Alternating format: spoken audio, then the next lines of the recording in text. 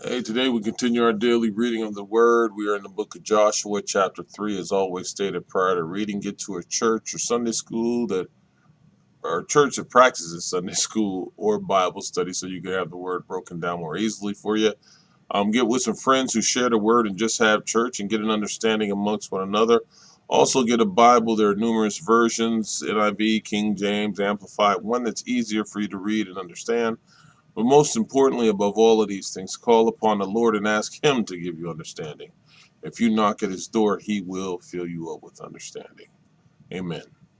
Joshua chapter 3 reads as follows. Early in the morning, Joshua and all the Israelites set out for Shittim and went to the Jordan, where they camped before crossing over. After 3 days, the officers went throughout the camp, giving orders to the people. When you see the ark of the covenant of the Lord your God and the Levitical priest carrying it, you are to move out from your position and follow it. Then you will know which way to go, since you have never been this way before. But keep a distance of about 2,000 cubits between you and the ark. Do not go near it. Joshua told the people, consecrate yourselves, for tomorrow the Lord will do amazing things among you. Joshua said to the priests, take up the ark of the covenant and pass on ahead of the people. So they took it up and went ahead of them. And the Lord said to Joshua, today I will begin to exalt you in the eyes of all Israel, so they may know that I am with you as I was with Moses. Tell the priests who carry the ark of the covenant, when you reach the edge of the Jordan waters, go and stand in the river. Joshua said to the Israelites, come here and listen to the words of the Lord your God.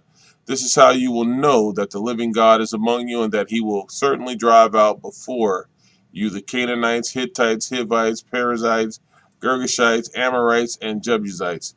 See, the ark of the covenant of the Lord of all the earth will go into the Jordan ahead of you. Now then, choose 12 men from the tribes of Israel, one from each tribe. And as soon as the priests who carry the ark of the Lord of all the earth, set foot on the Jordan, its waters flowing downstream will be cut off and stand up in a heap. So when the people broke camp to cross the Jordan, the priests carrying the ark of the covenant went ahead of them. Now the Jordan is at flood stage all during harvest. Yet as soon as the priests who carried the ark reached the Jordan and their foot touched the water's edge, the water from upstream stopped flowing. It piled up in a heap a great distance away at a town called Adam, in the vicinity of Zarethan, while the water flowing down to the sea of the Arabah, that is, the Dead Sea, was completely cut off, so the people crossed over opposite Jericho. The priests who carried the ark of the covenant of the Lord stopped in the middle of the Jordan and stood on dry ground while all Israel passed by, until the whole nation had completed the crossing on dry ground. Joshua chapter 4. When the whole nation had finished crossing the Jordan, the Lord said to Joshua, choose 12 men from among the people, one from each tribe, and tell them to take up 12 stones from the middle of the Jordan, from right where the priests are standing, and carry them over with you and put them down at the place where you stay tonight. So Joshua called together the 12 men he had appointed from the Israelites, one from each tribe, and said to them, go over before the ark of the Lord your God into the middle of the Jordan. Each of you is to take up a stone on his shoulder according to the number of the tribes of Israel, of the Israelites, to serve as a sign among you. In the future, when your children ask you, what do these stones mean? Tell them that the flow of the Jordan was cut off before the ark of the covenant of the Lord. When it crossed the Jordan, the waters of the Jordan were cut off. These stones are to be a memorial to the people of Israel forever. So the Israelites did as Joshua commanded them. They took 12 stones from the middle of the Jordan, according to the number of the tribe of the Israelites, as the Lord had told Joshua, and they carried them over with them to their camp, where they put them down. Joshua set up the 12 stones that had been in the middle of the Jordan at the spot where the priests who carried the ark of the covenant had stood, and they are there to this day. Now the priest who carried the ark remained standing in the middle of the Jordan until everything the Lord had commanded Joshua was done by the people. Just as Moses had directed Joshua, the people hurried over, and as soon as all of them had crossed the ark of the Lord, and the priest came to the other side while the people watched, the men of Reuben, Gad, and the half tribe of Manasseh crossed over, ready for battle, in front of the Israelites, as Moses had directed them. About 40,000 armed for battle crossed over before the Lord to the plains of Jericho for war.